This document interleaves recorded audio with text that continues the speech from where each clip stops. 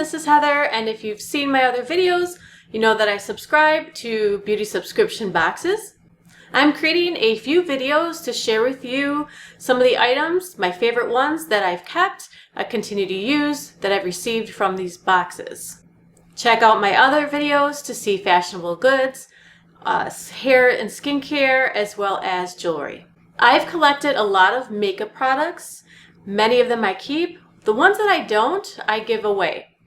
I have a lot to share with you today, so I'm going to move along and get going with this one. First of all, two of my favorite products, one I actually already purchased for the second time. I received this Spackle Supercharged makeup primer from Laura Geller, and this is the box. I'm still finishing up the sample, but here is the full size that I ordered this one off of Amazon. And I also received the Scandinavia finishing spray. Now I am purposely pointing out both of these options because they work very well together. If you've been on TikTok, you might have seen the makeup trend where you've seen people apply primer, powder, and makeup finishing spray, and then you apply your foundation after that, and it makes your foundation look fabulous. And yes, that trend definitely works. What I find works the best, though, for my skin is to apply the primer first. I think in the trend you might actually apply a light dusting of powder and then the primer. I think either way works, but I apply the primer first, and then I take a very tiny amount of powder, just a very, very small amount, and then just dust it over my face. And then I follow up with a few sprays of the finishing spray, and then I let my skin completely dry. Once it's dry, then I apply my foundation. My foundation goes on so much nicer. My skin looks better. I look more hydrated. I feel like I look more youthful after using this technique. I recommend you try out the trend using the primer, the powder, the finishing spray, let it dry, and then apply your foundation and let me know how it looks. Another item I received was this color switch. It looks like it's made from Veromona.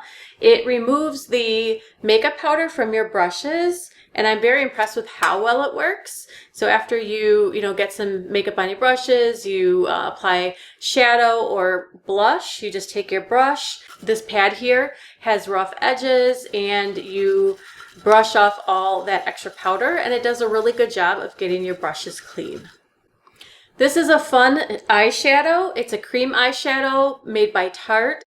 It's really pretty. I like to wear this when I'm going out. I don't know if you can see it, but it's a very shimmery, light pink shadow. And it's a cream. So what I do is I apply a little bit just to the middle of the base of my lid, and then blend it, and I let it dry. Now, I've never been one for filling in my brows until I received this pencil. I've tried the shadow powders before, or the fibers, and I haven't really liked the look. I like a natural look, and this Winky Luxe Unibrow Universal Brow Pencil gives me that natural look. And you can see here, I can wind it up. And I don't know if you can see it in the video, but there is a nice angle on the pencil. There's a pointy end, so that pointy end I can start with and then go against the growth of my eyebrow hair and get that on my skin very lightly, just brush across. And then as I come to the inner part of my brow, then I turn the pencil this way and I just lightly apply the color. When I'm done, on the other end, there is a brow brush. So then I'll brush my brows up. This is a nice brow pencil if you want a very natural look, but you also can pencil it in heavily and get a more defined look as well.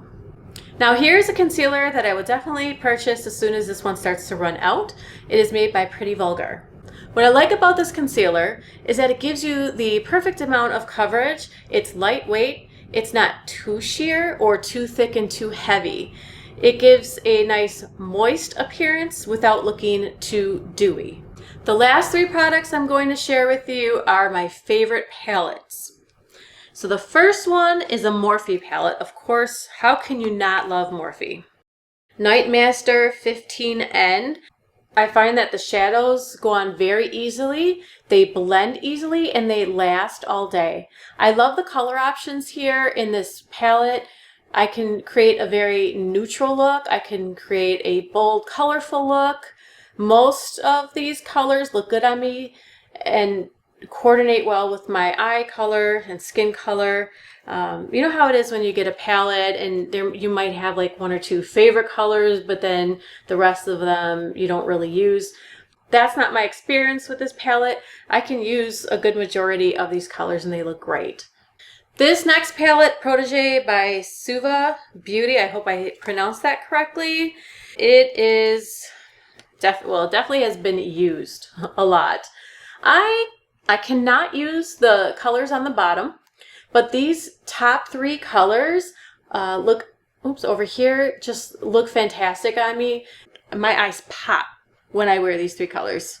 And then I use this Theory highlighter right up here on my brow, and sometimes I'll even use a highlighter right here along my cheekbone. So these are the colors I use. These here are too warm. They don't get any use from me. But I love these colors so much that this is one of my favorite palettes I've ever received. And my final favorite palette here is actually a blush and bronzer palette by Tarte, Tarteist Pro Glow. And you have 2 cute little mirrors here on the end, and it opens up. I like the blush colors here, and in the middle are 2 highlighter colors, and then bronzer or contour. And that's it for this video. Make sure to like the video and subscribe to see more reviews and for me to share what I receive in my subscription boxes with you.